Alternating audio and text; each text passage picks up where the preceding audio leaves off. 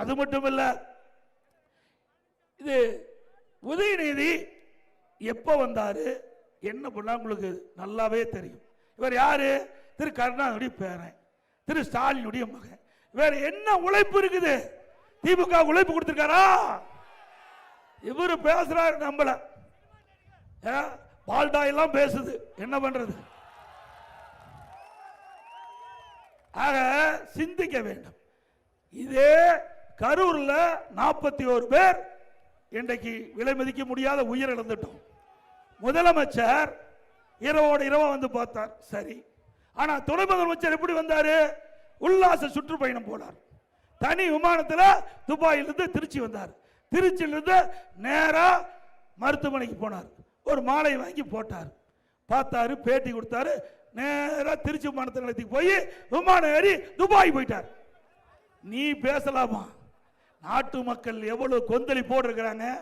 விலை மதிக்க முடியாத 41 உயிர் இழந்து அந்த குடும்பம் துடித்துக் கொண்டு இருக்கின்றது. இது ரெஸ்பான்சிபிலிட்டி யாரு? இதுக்கு யார் பொறுப்பு? ஆளுகின்ற முதலமைச்சர், ஆளுகின்ற துணை முதலமைச்சர் தான் பொறுப்பு. அவளுக்கு ஆதரவா செயல்பட வேண்டாமா? பாதிக்கப்பட்ட மக்களுக்கு சரியான முறையில் சிகிச்சை அளிக்கப்படுகிறதா என்று கவனிக்க வேண்டாமா? அதையெல்லாம் விட்டு நீங்க உல்லாச சுற்றுப்பயணம் போகின்ற துணை முதலமைச்சர் அவர்களே, எங்களை பேசுவதற்கு எந்த அருகதையும் இல்லை. மக்களை பற்றி சிந்திக்காத துணை முதலமைச்சர், மக்களை பற்றி சிந்திக்காத அரசாங்கம் திராவிட முன்னேற்ற கழக அரசாங்கம். அனைத்து இந்திய அண்ணா திராவிட முன்னேற்ற கழகத்தை பற்றி பேசுவதற்கு உங்களுக்கு யோகியதை கிடையாது, அருகதையும் கிடையாது. நீ எங்களுடைய ஆட்சி பத்தி பேசு. அண்ணா திமுக ஆட்சி 10 ஆண்டு காலம் பொற்கால ஆட்சி கொடுத்தோம். அம்மா இருக்கின்ற பொழுது ஆட்சி புரிந்தாங்க. அம்மா மறைவுக்கு பிறகு நான் முதலமைச்சர் இருந்து ஆட்சி புரிந்தேன். அதுல என்ன குறைன்னு சொல்லு, பதில் சொல்ல தயார். அதை விட்டுட்டு எப்பொழுது பார்த்தாலும் எடப்பாடி பழனிசாமி பிஜேபிக்கு அடிமை அடிமை, அதை தவிர்த்து வேற எதுவுமே இல்லை. கீழே விழுந்த ரெக்கார்டு மாதிரி பேசிக்கிட்டே இருக்கிறார். திரு உதயநிதி அவர்களே, நீங்க தெரிஞ்சு பேசுறீங்களோ தெரியாத பேசுறீங்களோ தெரியாது. ஏன்னா உங்களுக்கு அரசியல் தெரியறதுக்கு வாய்ப்பே இல்லை. தெரிஞ்சா பேச மாட்டீங்க. இதே திராவிட முன்னேற்ற கழகம் 1999 ஆண்டு பாரதிய ஜனதா நாடாளுமன்ற தேர்தலில் பாரதிய ஜனதாவோட கூட்டணி வச்சாங்க.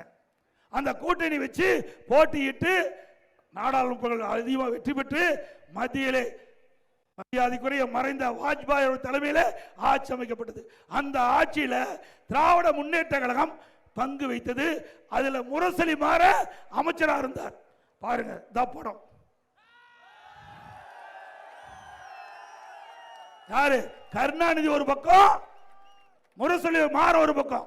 இவ்வளவு வேலை செஞ்சுட்டு எங்களை பற்றி பேசுவதற்கு எங்க உங்களுக்கு அருகதை இருக்குது? நீங்க ஏற்கனவே பாரதிய ஜனதாவோட கூட்டணி வச்சு நாடாளுமன்ற தேர்தலில் போட்டிட்டீங்க. அப்போ பாரதிய ஜனதா கட்சி நல்ல கட்சி.